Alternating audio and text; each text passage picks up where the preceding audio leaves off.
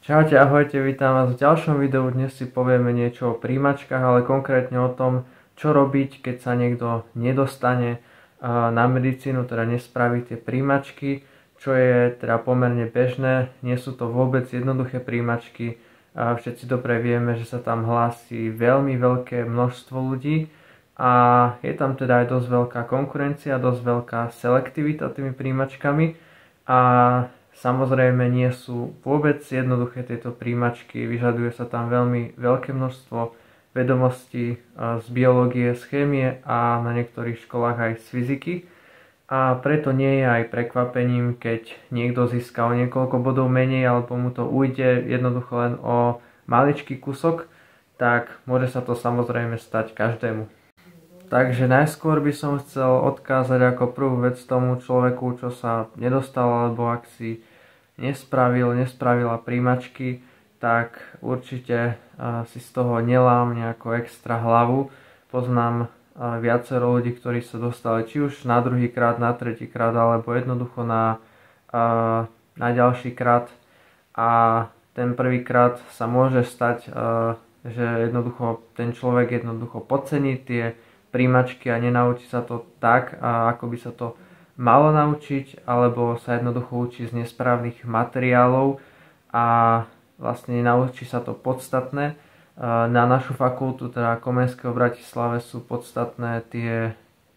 príjmačkové podklady, tie testovnice. Z nich sa treba hlavne učiť na tú biológiu a chémiu a poriadne sa to nadrilovať a naučiť tie otázky, a aby si potom excelovala na tých príjmačkách. A samozrejme je tam aj veľká konkurencia, preto odporúčam sa pripravovať vždy viacej na tie príjmačky, ako si myslíš, že potreba, pretože tam sa naozaj hlásia nie len takí študenti, teda, čo majú jednotky, ale fakt excelentné kapacity, jednoducho, čo skrátke jednoducho kocky bifloši, a treba sa to naozaj poriadne teda naučiť a potom ísť teda na tie príjmačky 100% pripravení. Sú však aj ľudia, ktorí jednoducho sa nedostali na medicínu a potom im doma začali hovoriť, teda aby išli na inú vysokú školu. Je to samozrejme na tebe, že akú cestu si vyberieš ty, a závisí to tiež, myslím, aj od tvojich priorít. Teda ak sú tvojou prioritou peniaze a zarábanie peňazí, tak sú aj jednoduchšie cesty, ako zarábať peniaze a viac peňazí, ako je medicína. Na druhej strane, ak je tvojou motiváciou tá medicína, anatómia, jednoducho to ľudské telo, učiť sa, ako to funguje a ďalej teda to pretaviť do tých praktických poznatkov lekára, byť už teda lekárkou alebo lekárom, tak v tom prípade môžeš teda zopakovať samozrejme ten pokus na príjmačkách aj viackrát, ale samozrejme závisí to aj od nejakého finančného zabezpečenia, lebo teraz to znova išlo hore, myslím, tie príjmačky, čiže cez 100 € to stojí nejako to celé testovanie, ten príjmačkový proces, čiže nie je to lacná záležitosť, tiež knihy niektoré nie sú lacná záležitosť, endoskop a také veci, ale aj celkovo to študovanie, teda platenie intraku a strava a ďalšie veci jednoducho. Takže tiež to závisí od toho. Môže to byť aj nejaká alternatíva pre teba, teda ísť napríklad niekde do zahraničia. Si mladý, nemáš ešte nejaké záväzky, nemáš rodinu, nemáš jednoducho tú povinnosť a môžeš ešte si to dovoliť. Teda vycestovať nejakom do zahraničia a vyskúšať teda, ako to je tam. Ja osobne teda nemám skúsenosť, sa musím priznať s tým, že by som sa teda nedostal na vysokú školu. Ja som sa dostal na všetky medicíny aj vysoké školy, ktoré som si dal. Dal som si teda LFUK v Bratislave, potom v Košiciach som si dal Jozefa Šafárika medicínu a potom ešte ďalšie školy, až moc som si ich dal tých škôl a potom som zistil, že to bolo zbytočné, ale tiež odporúčam teraz si nestaviť len na tú jednu školu, ale vybrať si možno ešte nejakú inú pre prípad, že by teda sa niečo stalo, a môže to byť aj druhá medicína, ale takisto sa tam treba potom viacej učiť. Poznám tiež ľudí, teda, ktorí sa dostali samozrejme aj na druhý pokus, tretí,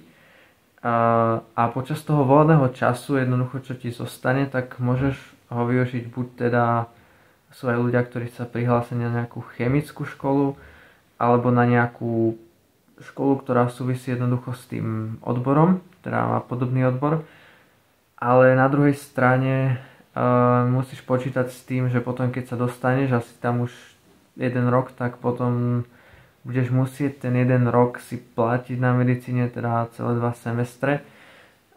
čo teda myslím, že není platná záležitosť, tak odporúčam, ak plánuješ touto cestou, sa pripraviť nejako. A môžeš ten voľný čas, teda ak plánuješ sa dostať na medicínu, využiť, teda si dať rok pauzu, teda zostaneš doma, dajme tomu, ale budeš chodiť rok